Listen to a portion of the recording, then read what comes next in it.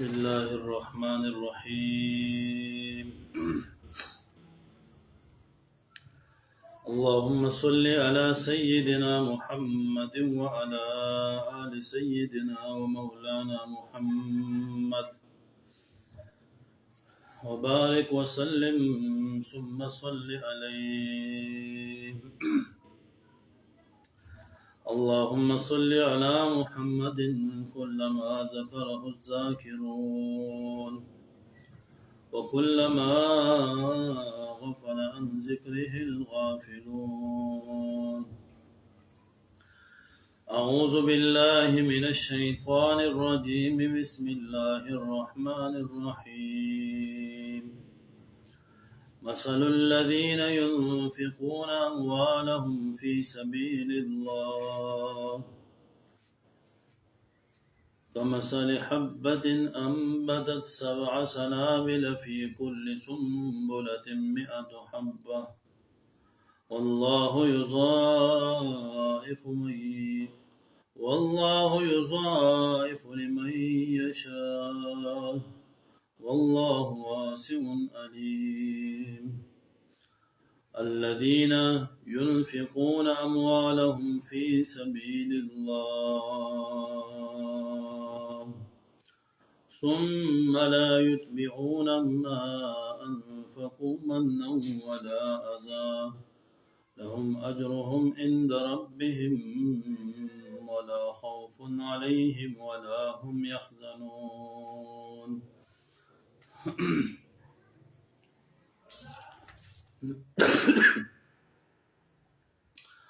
مثل الذين ينفقون أموالهم في سبيل الله. مثال د هغه کسانو چې خرج کوي مالونه خپل په لار د الله کې کمثل حبة پشان د هغې دانې دی انبتت 7 سنابل چې زرغون کړي هغه 7 وږي فی کل سنبلة 100 حبة په هر وږي کې 100 دانې وي. والله یضاعف لمن یشاء او الله تعالی دوچن کوي هغه چا د پاره چې وغواړي. والله واسع علیم او الله تعالی فضل وسعت والا دی، علیم او عالم دی. دا آیت کریمه چې کوم دی اوس دا زینا مسله د انفاق فی سبیل الله ذکر کیږي په تفصیل سره او په دې آیت کریمه کې په اخلاص نیت سره د الله بلاره کې د هغه د لپاره خرج کولو ترغیب دی او هغه په ضمن د یو مثال کې بیانېږي او هغه حاصل د هغې دا دی چې په اخلاص سره د صدقې مثال داسې دی چې لکه یو کس دی هغه دانه په ځمکه کې واچوي او هغې دانې نه بیا 7 وږي پیدا شي او بیا په هر وږي کې 100 دانې وي نو گویا چې د یوې دانې نه 700 دانې دا پیدا شي. نو عمدخ کرنګي اخلاص والا صدقې او اخلاص والا صدقه چې کومه د الله په لاره کې خرج شي نو دا هغې نه 700 نیکۍ جوړېږي او دا هغه ادنا درجه ده چې کله ته په اخلاص سره صدقه وکړې په اخلاص سره نو الله تعالی تا ته په 700 چنده د هغې ثواب درکوي اضافي کوي درته او دا یې ادنا درجه ده. والله یضاعف لمن یشاء یعنی 700 خو ملاویږي لیکن کچرې د صدقې کوونکي تقوا اخلاص او د مال هغه پاکیزګي هغه چې څومره زیاتیږي نو اجر او ثواب به نور هم هغه سوا کیږي او زیاتیږي. ضعف په اصل لغت کې د زیادت غیر مقصوره د توای، یعنی هغه زیادت چې د هغې صحت نشته دی. نو دا مسله الله رب العزت په مثال سره سمجاو کړ چې یو کس ته هغه دانه وردی په پټي کې، نو دا غیوي دانې نه وږي پیدا شي او په هر وږي کې 100 دانې وي، نو گویا د دې یوې دانې نه 200 دانې پیدا شي. نو همدغه څرنګه چې کوم انسان په اخلاص سره صدقه کوي د الله په لاره کې د الله د رضا لپاره،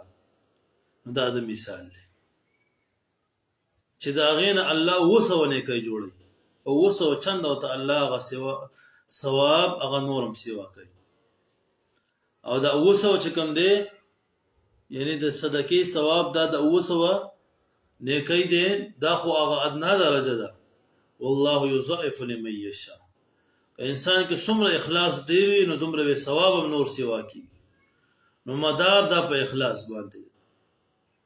که یو کس ډیر زیات مال دولت خرج کی او مقصود ریاکاری وي،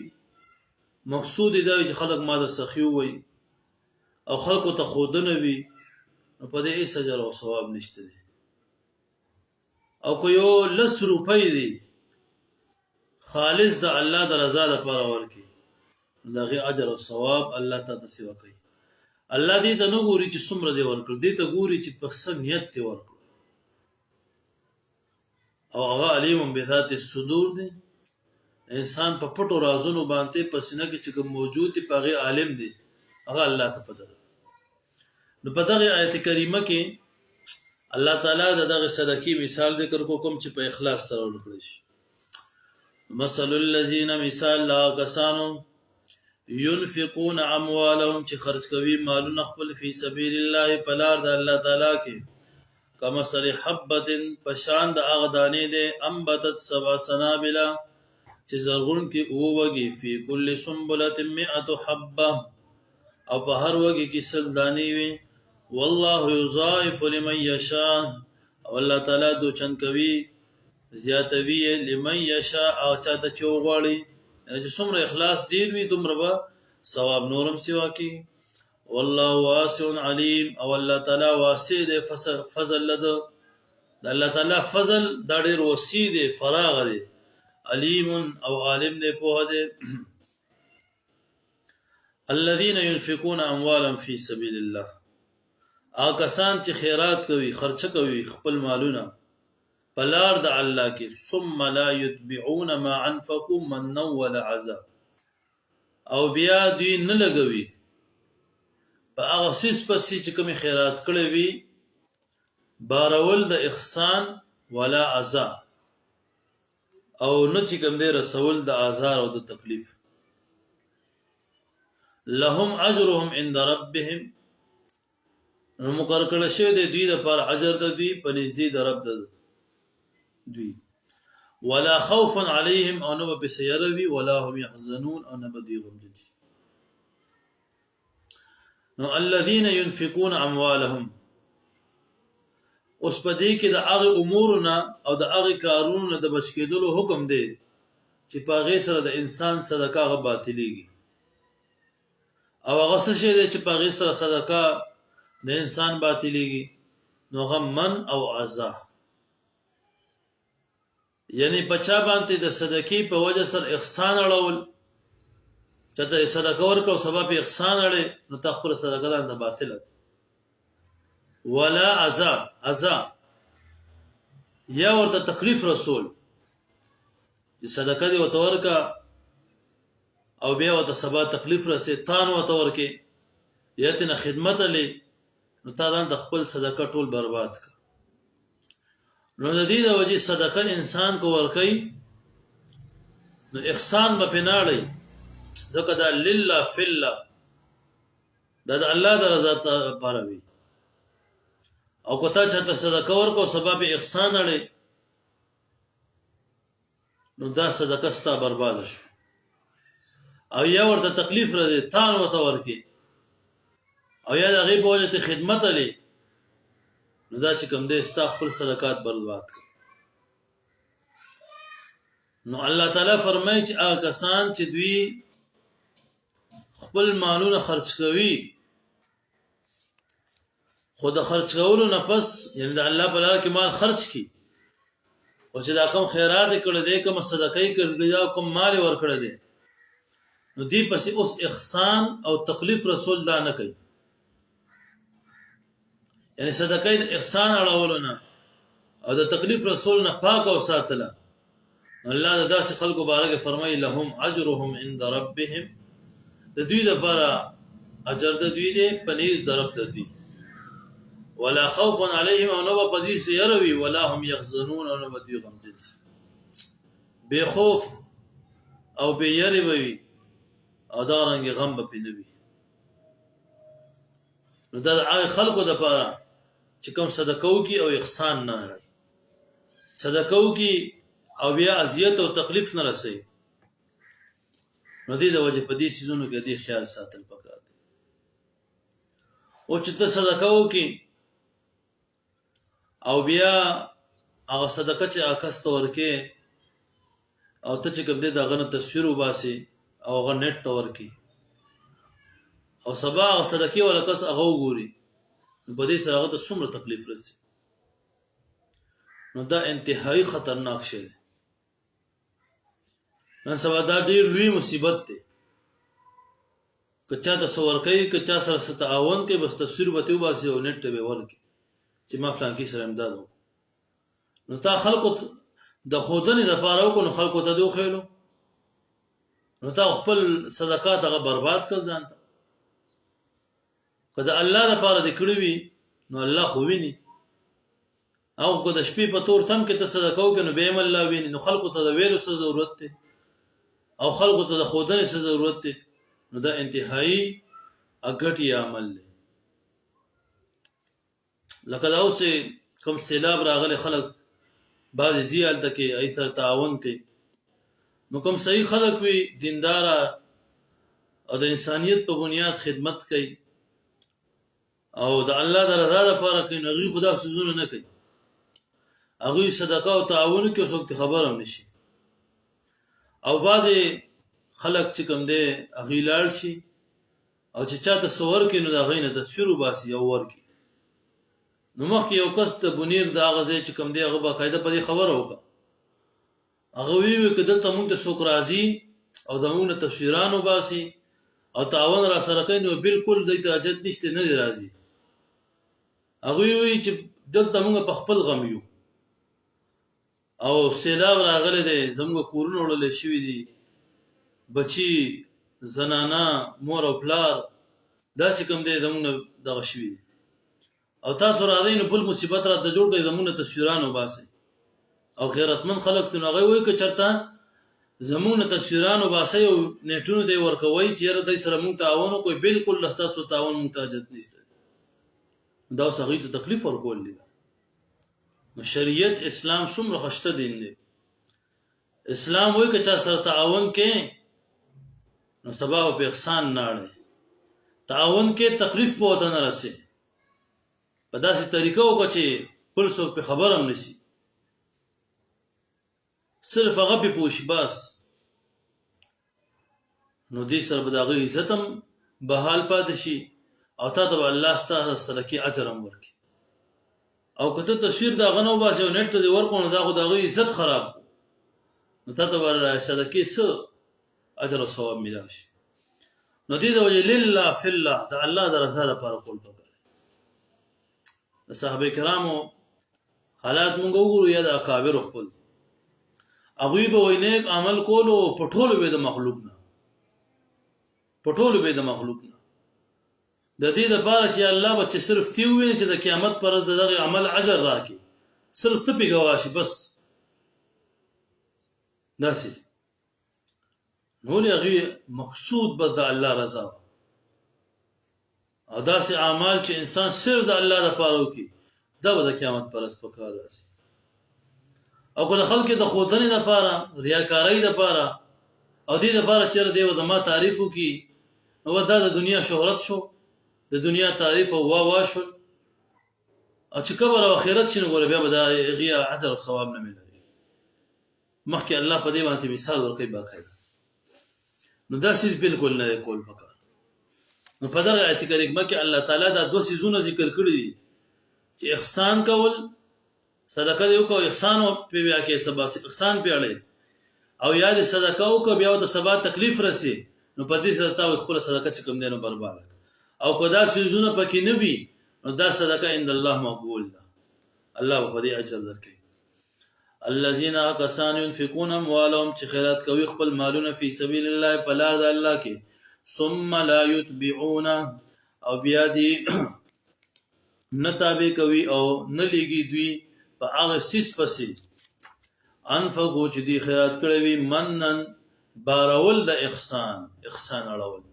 ولا اذن او نه رسول د آزار او د تکلیف، یعنی تکلیف او ضرر مو ته نه رسوي، لهم اجرهم د داسې صدقه کوونکو لپاره اجر مقرر کړی شوی دی، لهم دې لپاره مقرر کړی شوی دی اجرهم اجر د دوی عند ربهم په نزد د رب د دوی،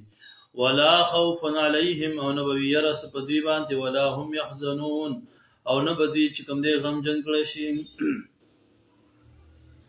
قول معروف ومغفرة خير من صدقة يتبعها أذى. قول معروف نرم خبره کول، خوږه خبره کول، ومغفرة او بخنه کول، خیر دا ډیره غوره ده، من صدقه د هغه صدقې نه یتبعها اذى چې د هغې پسې وي تکلیف رسول، ازار رسول. والله غنی او الله تعالی چې کوم دی غنی دی، حلیم صبرناک دی. او دلته الله تعالی فرمایي چې قول معروف نرم خبره کول. یو سوالګر ته تراشي سوال نه کوي او هغه ته نرم خبره وکړي په نرم لهجه سره، او یا چې دا چې هغه سوالګر هغه په سخت لهجه کې چې کوم دی سوال وکړي تو د شی نه ورکړي هغه د پوره بیا من خطوي سخت لهجه اختیار کړي. نو مغفرة ومغفرة او بخنه کول ته ورته چې را بس معاف کا ما معاف کړي، که د سره سنوي نو بیا سکوا قول معروف نرم خبره کول. که سوالګر در پوری اون خلی سوال کوي او تو ته نرم خبره وکړي په نرم لهجه سره او ورته چې یاره بس معاف کا، او یا دا چې بس نشته در سره بیا بس تعاون وکړو، او که هغه سره مثلا په سخت لهجه کې خبره وکړي اختیار کړي او ته د مغفرت وکړي بخشش وکړي او سخت لهجه سره استعمال نکړي، نو الله تعالی فرمایي چې دا نرم خبره کول او دا سوال کوون کې بخل که سخت لهجه اختیار کړي او هغه ته مغفرت کول، اگر که ته صدقه ورته ور نه کړي نو الله فرمایي وي دا افضل دی د هغه صدقې نه چې د هغې پسې ته احسان وکړي او د هغې پسې ته ورته تکلیف ورسي. یو کس ته هغه صدقه ورکړي سوال کوونکي ته خو سبا په احسان کوي، سبا ورته تکلیف رسوي، بل کس ته هغه صدقه ور نه کا سائل لا هو خدا ته په نرمه لهجه کې وي چې خپه نه شي ما سره نشته دی، او یا سائل چې کوم دی په سخت لهجه کې اون خطو سره چر راکې او دی ورته چې بس معاف کا او ما معاف کړي، یعنی مطلب خل لهجه استعمال کا، مغفرت کو بخشش کو نرم لهجه استعمال کا. نو الله فرمایي دا نرم خبره کول او دا بخشش کول دا د هغه صدقې نه بهتر دي چې تا صدقه ورکړه پیسې دې ورکړي او بیا چې کوم دی سبب احسان اړه او تکلیف ودرسي، د دې صدقې نه ورکول بهتر دی. هغه کس بهتر دی چې صدقه ورنکړه او کم از کم خوش اخلاقۍ سره خبره وکړه، نو دا پکار دی. اوس بعد اوقات دی ګاړو سره اکثر دا سوال کوونکي ګرځي، نو باندې خلکو ته پیسې ورکړي خو وی رټي مړه والا دا بس دا هغه تکلیف ورکړي د دې په دې نه ورکول خدا نرمه خبره دی وکړو چې را بچي خپه نشي را سره نشته دی بیا بشي، نو دا ته بهتر ده. واما السائل فلا تنهر، و سوال کوونکي برټینا نشي ورکولی مه ورکوه خو رټئ مه. اوس که ته ورته ورم کړې او بیا یې ورټې نو تا خپله صدقه ځان ته برباده کړه. الله فرمایي د دې په ځای هغه نرمه خبره کول هغه ترې نه بهتر دي. نو دې د وجې سوال کوونکي رټل نه دي پکار. کار رنګئ رټئ مه. بس ستا په اعتماد نشته دی، تا ته پته ده چې مالدار دی یا هسې بس روزګار جوړ کړی سوال کوي، نو مه ورکوه ورته ټیک ده، خو رټئ مه. بیا په ښه لهجې سره په نرمې لهجې سره هغه واپس کړه. نو الله کریم وګوره څومره ښایسته دین دی. د بل احساس، د بل مسلمان عزت خیال ساتل او د بل مسلمان عزت خپل عزت ګڼل، دا اسلام او شریعت دی. که هغه الله غریب کو تا نه څه غواړي ته عزت د هغه مه خرابوه. څنګه هغه الله غریب کړی داسې تا هم غریبولی شي. الله ته خو هېڅ ګران نه دي. په 15 منټو کې چې کوم دی مالدار خلک چې کوم دی سوال کوونکي وګرځي. که دا اوس وګوره دا سیلاب چې راغلی په دې کې هغه خلک چې هغوی د لوی لوی بنګلو خاوندان او د مال دولت خاوندان او په 10 منټو کې هغوی چې کوم دی اوس په خیمو کې پاتې کېږي. داسې سیلاب پرې راغلی. نو الله ته خو هېڅ ګرانه نه ده.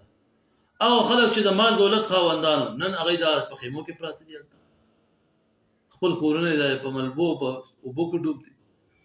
ګوره الله ته هېڅ ګرانه نه ده چې څنګه بل غریب کولی شي داسې تا هم غریب کولی شي. دا خو د الله یو نظام دی. چا ته مال دولت ورکړي په هغې کې امتحان مقصود دی چې زما شکر ادا کوي که دی زما ناشکري کوي، زما فرمانبرداري کوي که نه په نافرمانۍ کې او سرکشۍ کې او په بغاوت کې دی زما روانېږي. او د چا نه چې کوم دی الله مال واخلي نو ګوري چې دی صبر کوي، دی مخلوق ته اوس لاس خوری که ما ته خوری، دی چې کوم دی د مخلوق در ته ځي او که نه زما در ته به اوس راځي او دی به په دې صبر کوي که نه شکوي وکوي. نو دا چې کوم دی د الله امتحان دی. چا ته ورکول کوي په هغې کې امتحان مقصود دی، چا نه یې واخلي هغې کې امتحان مقصود دی. نو په هر حال کې د الله تعالی شکر ادا کول پکار دی. هر حال کې د ناشکرۍ نه ځان ساتل پکار دی، ځکه هغه غني ذات دی. نو په هر حال الله تعالی فرمایي چې نرمه خبره کول، بخشش کول دا هغه صدقې نه غوره او بهتر دي چې کومې صدقې پسې اذیت او تکلیف وي، ورته تکلیف رسي. د هغې نه نه ورکول بهتر دی. بیا مخکې الله فرمایي چې والله غني، الله تعالی چې کوم دی غني دی، یعنې هغه ته ستاسو د صدقو حاجت نشته دی. الله غني دی، نو ځان دپاره تاسو نه صدقه نه غواړي، خو ستاسو د دنیاوي او اخروي فایدې لپاره تاسو ته صدقې حکم کوي. نو لهذا تاسو خپل صدقات چې کوم دی بربادوئ مه. نو الله تعالی فرمایي قول معروف، نرمه خبره کول، و مغفرة او بخنه کول، خیر دا ډېر غوره دي، من صدقه د هغې صدقې نه او د هغې خیرات نه، یتبعها اذى چې د هغې پسې وي تکلیف رسول. والله الله تعالی غني غني دی، حلیم او صبرناک دی. یا ایها الذین آمنوا لا تبطلوا صدقاتکم بالمن والعصا. اے ایمان والو، لا تبطلوا صدقاتکم بالمن والعصا، تاسو مه بربادوئ خپل خیراتونه خپل صدقات بالمن په بارولو د احسان سره، احسان اړولو سره، والعصا او په رسولو د آزار او تکلیف سره. کالذي پشان د هغه سړي ينفق ماله رئاء الناس چې هغه خرج کوي مال خپل د پاره د ښودنې د خلکو، ولا يؤمن بالله واليوم الآخر، او ایمان نه لري په الله تعالی او په ورځ د آخرت باندې. نو فمثله کمثل صفوان، بس مثال د په شان د هغې ښویدونکي کاڼي دی، علیه تراب چې په هغې باندې خاوره وي، فاصابه وابل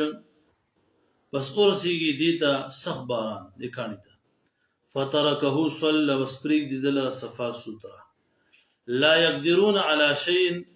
دوی به نوي قادر علی شیء په هیڅ چیز د ثواب د هغه عملونه مما کسبو چې کوم دوی کسب کړی وي والله لا يهدي القوم الكافرين الله تعالی کافر قوم ته هدایت نه کوي نو صدقه چې کوم دی او خیرات دا بربادي په من او ازاسه احسان اړول او تکلیف رسول نو الله فرمایي چې مؤمنانو خپل صدقات او خیراتونه د په احسان اړول او په تکلیف رسول سره م بربادوي چې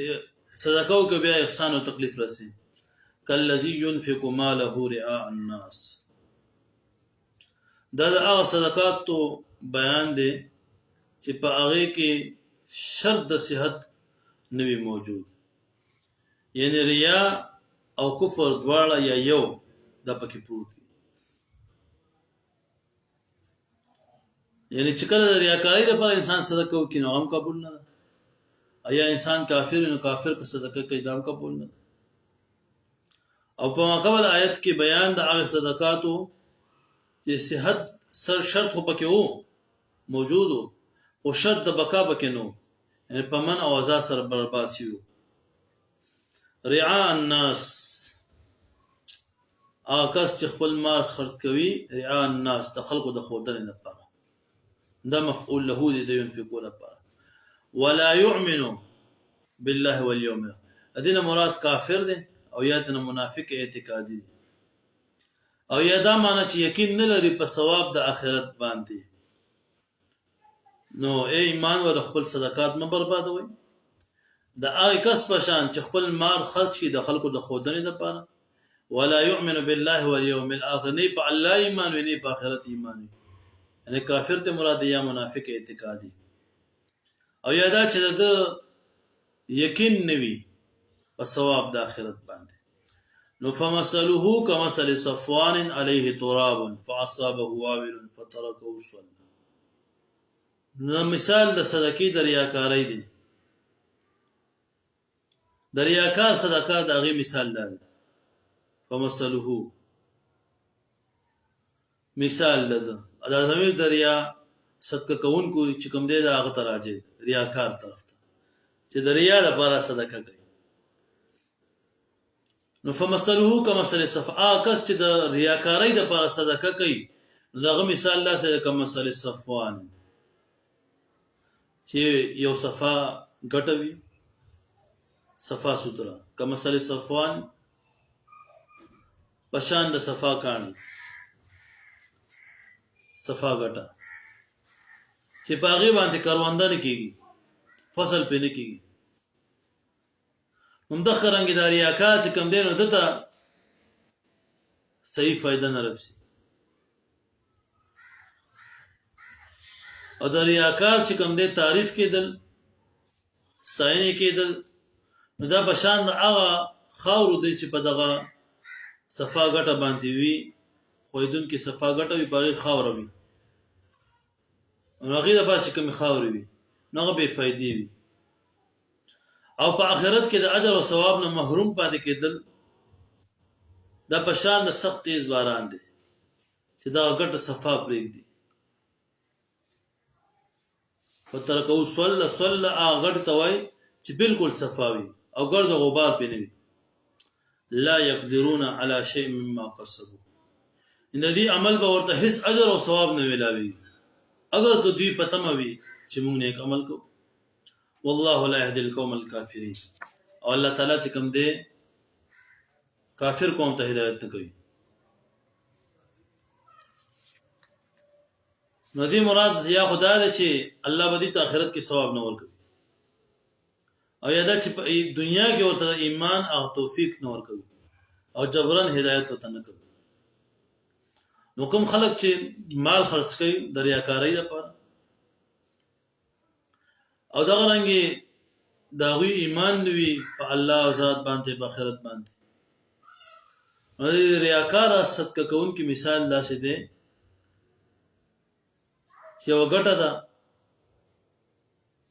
او دغه د پاسه خاور ده او تیز باران شي نو هغه بالکل صفا سوتره شي نو دغه مثال لري خلکو دی خو صدقه کوي دی وای چې بس مونږ نیک کار کو خو چې کله ورځ د قیامت شي نو پته به ولګي چې دوی به هېڅ فایده ورته دغه صدقه ورنکړي ځکه ریاکارۍ دپاره یې کړې ده نو الله تعالی فرمایي چې د داسې خلکو په شان دې مه کېږئ یا ایها الذین آمنوا ای ایمان ولا تبطلوا صدقاتکم مه بربادوئ خپل خیراتونه بالمن په احسان اړولو سره والعذاب په تکلیف رسولو سره کالذي بشان دا هغه سړی ينفقو چې خرج کوي ماله خپل مال رعاء الناس د خودنې د خلکو دپاره ولا يؤمن بالله واليوم الآخر او ایمان نه لري په ورځ د ایمان نه لري په الله تعالی باندې په ورځ د آخرت باندې او مثله په مثال د کمثل صفوان په شان د کاڼي دی چې صفا سوتره کاڼی وي او علیه تراب چې په هغې باندې خاوره وي فاصابه وابل بس ورسېږي دلته سخت باران فترکه صلا بس پرېږدي ده لره صفا سوتره کاڼه بالکل صفا سوتره شي نو دا چې د قیامت ورځ شي د آخرت ورځ شي نو د ریاکارۍ دپاره چا صدقې کړې وي د دوی به هېڅ ثواب نه وي لا يقدرون على شيء مما كسبوا دوی به نه قادرېږي په هېڅ څیز د ثواب د هغې عملونو چې دوی کسب کړی وي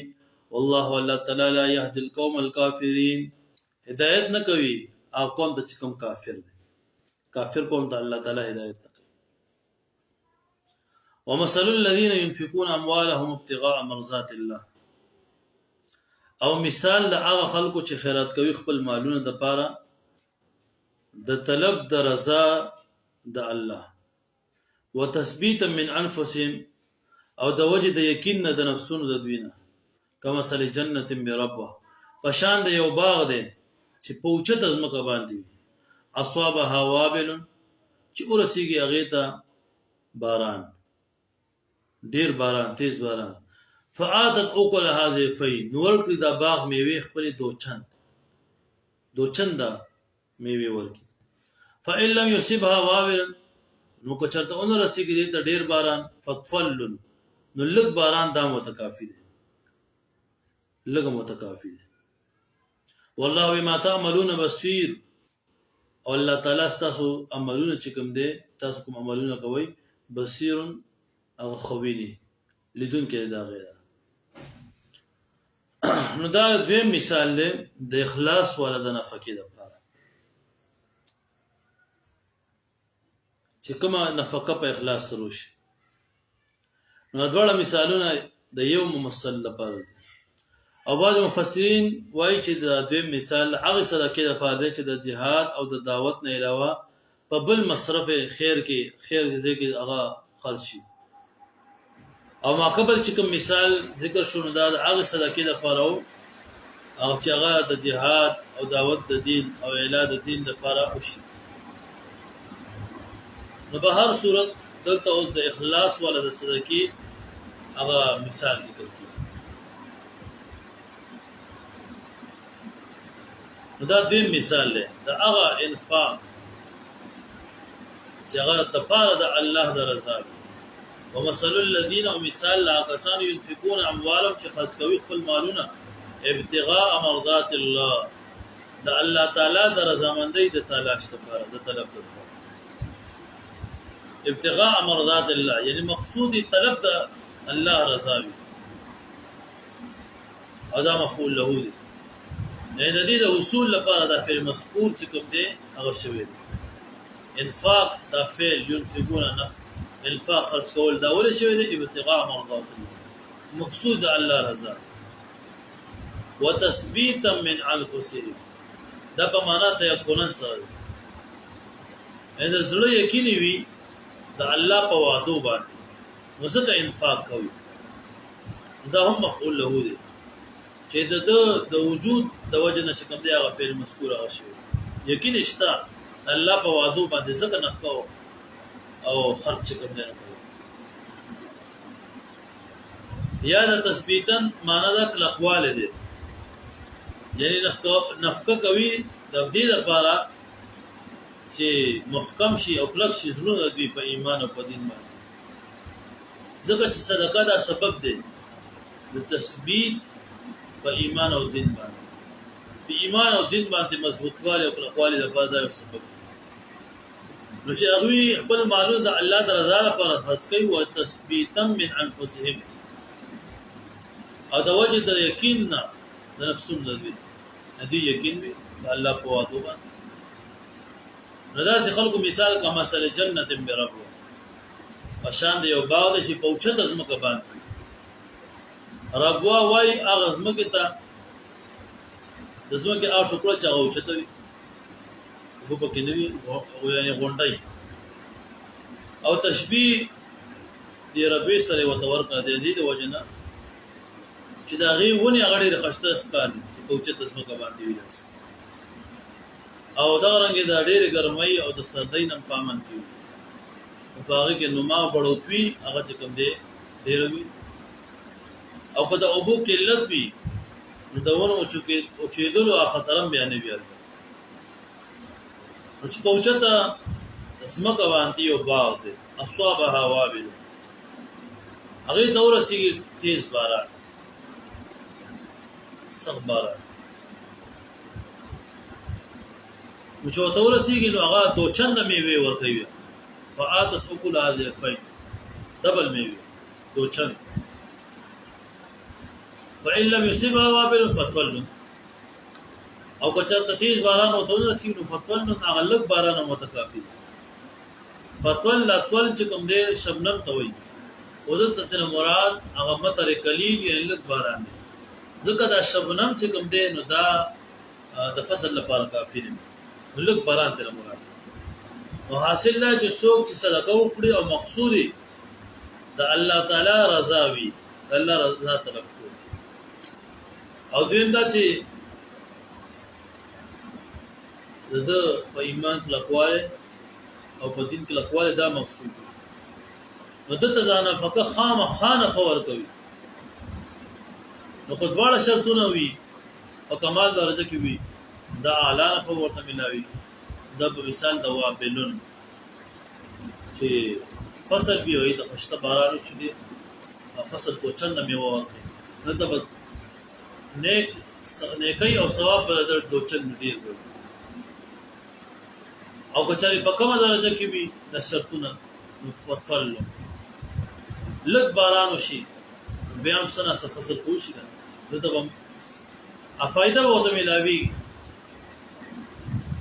خالی به د فائدې نه وي. الله تعالی په دغه آیت کریمه کې دغه مثال ذکر ومثل الذين مثال لا خلق ينفقون اموالهم چې خرج کوي خپل مالونه ابتغاء مرضات الله د الله تعالی د رضا د تلاش کولو لپاره وتثبيتا من انفسهم او د وجه د یقین د نفسونو د دوی نه کمثل جنت بربوه پشان د یو باغ دی چې په اوچته ځمکه باندې وي اصابها وابل چې ورسېږي دې ته باران ډېر فآتت اکلها ضعفین ورکوي دا باغ ضعفین ورکوي دا باغ میوې خپلې ضعفین دوچنده فإن لم يصبها وابل که چېرته ورسېږي ته ډېر باران فطل لږ باران هم ورته کافي والله تعالی بما تعملون چې تاسو کوم عمل کوئ بصیر په هغې لیدونکی هغه ویني أيود أحدكم أن تكون له جنة من نخيل وعناب تجري من تحتها الأنهار دا اوس مثال د هغه چا لپاره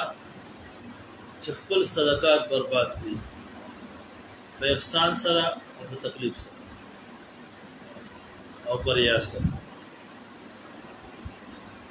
نو مطلب دا لکه یو سړی دی او د هغه یو باغ کجوري دي انګوري هر قسمه میوې پکې موجود دي او دا سړی په خپل باندې بوډا دی ګټه مزدوري چې کوم دی هغه نشي کولی او د اولاد چې کوم دی هغه ماشومان دي خرڅ نه غواړي او ګټه نشي کولی نو دا سکست لپاره لوی عصره او لوی سرمایه دا باغ نو په داسې حال کې که څوک دا خبر هغه خوښوي پسند کوي چې په دې د باغ باندې داسې یو هوا راشي او سیلۍ راشي چې په هغې کې اور هم وي او دا باغ اوسوي اوسوي او وایلو زوي نه هیڅوک هم نه کوي. نو دغه شان اعمال صالحه خصوصا صدقه د انسان لپاره یو لوی سرمایه ده د قیامت او په آخرت کې او په قبر کې پکار راځي او انسان او ډېر محتاج هلته دا پکار راځي. نو کو دا سرمایه د ریاکارۍ او د من او د عزا یعنی د احسان او په تکلیف رسول سره یا د شرک او د بدعت په هوا سره دا ضایع کړي دا یو لوی او د افسوس ذریعہ دی. افسوس کوي لکه یو کس ته دغه باغ دی ټول سرمایه هغه اولاد نشته دی اولاد کوم دی ماشومان دي د ګټه والا نه دي د دوی نه خرچالي غټلې نشي دی وایي چې دغه باغ زما لپاره بیا سره نو اوس کو په دې باغ باندې وسیله راشي پغې کې اور یو دا باغ د ټول اوس دی وسور افسوس کوي. نو دا مثال له خلکو د صدقات خپل کوي دا خو دې په سرمایه ده او قبر آخرت کې پکار راځي کو دې په تکلیف سره په احسان سره په ریا سره خپل صدقات برباد کی دغه څه افسوس کوي. ابن عباس نے روایت ته چې دا مثال د هغه چا دی چې نیک اعمال خو کوي او کړوي او شیطان ورته راشي او داسې معاصي او ګناهونه هغه د صادر کړي لکه شرک شو بدعت شو چې اعمال او بالکل ضایع او برباد. نو دې د اعمال نه کول د ځان ته یو څه دی او هغه نیک اعمال محفوظ ساتل دا یو ډېر بیا هم څه دی. نیک عمل کول آسان دی خو حفاظت ډېر ګران کار دی د دې حفاظت په کار. نو الله تعالی فرمایي ایا ود احدکم ایا خوفوی یو کس پتا سو کې ان تكون له جنته دا خبره چې وی د لپاره با من نخيل دكجرو وعناب او دانګرو تجري من تحتها الانهار بهيږي لاندې دا غي نهرونه له فيها من كل الثمرات د دې لپاره وی په دې باغ کې نور هر قسمه میوه پکې موجود. واصابه الكبر او رسیدلی وی دته بوډاواله ته خپل بوډاوي وله ذریه ضعفاء او د دې لپاره اولاد وی ضعیفان یعنی معصومان اولاد کوم د ماشومان دي دته نه ګټه غواړي خو خپل ګټل نشي. فاصابها ايسار او پداسي حالت کې ورسېدي باغ ته تیز باد تیز هوا فيه نار چې پدې کې اور وي فاحترقت بدا باغ چې کوم دین اوسوي. فذلكم دارن يبين الله بيانوي الله تعالی لكم تصبال آیاتنا لعلكم تتفکرون لفادج تاسو فکر وکړئ. دا آیتونه الله دا مثالونه ټول څه ذکر کوي په غور او فکر وکړي. څنګه دا کس په دا وخت کې وسمره افسوس کوي دا چې کس چې نیک اعمال کوي بربادي په ګناه سره په ریا سره په من او په عزا سره دغه کس چې کوم دی د قیامت پر دغه څه افسوس کوي. نو الله تعالی دې موږ دغه افسوس محفوظ او د نیک اعمالو په اخلاص سره چې کوم دی موږ توفیق راکړي. واخر دعوانا الحمد لله رب العالمين ولا عقبة الصلاة والسلام على سيدنا محمد. ربنا ظلمنا أنفسنا وإن لم تغفر لنا وترحمنا لنكون من الخاسرين. اللهم إنك عفو كريم تحب العفو فاعف عنا. اللهم إني أسألك العفو والعافية والمعافاة في الدنيا والآخرة. يا الله ذنب كل من كل خطايانا کریم الله اخلاص را تنصیب دین خدمت را تنصیب. اے کریم الله زموږ ټول نافرمانی ګناهونه خطاګان معاف. الله کریم تر مرګ پورې د خپل دین د خدمت لپاره موږ قبول او منصور. الله د دین د خدمت لپاره صحت او عافیت یا الله موږ ته نصیب. څومره بیماری دی الله په خیر او عافیت سره ختم د خپل دین لپاره د نیک اعمالو لپاره کریم الله روغ صحت موږ ته نصیب. روغ ځواني او عافیت الله نصیب. الله زموږ ټول اوقات او صلاحیتونه د خپل دین کې استعمال کړي. څومره خلک راضي د درس په الله په خپل بارگاه کې دوی د مهنت د قبول او منصور او قدم قدر او اجر او ثواب نصیب. الله کریم دعاګانې په خپل بارگاه کې قبول او منصور. وصلی الله علی النبی الکریم.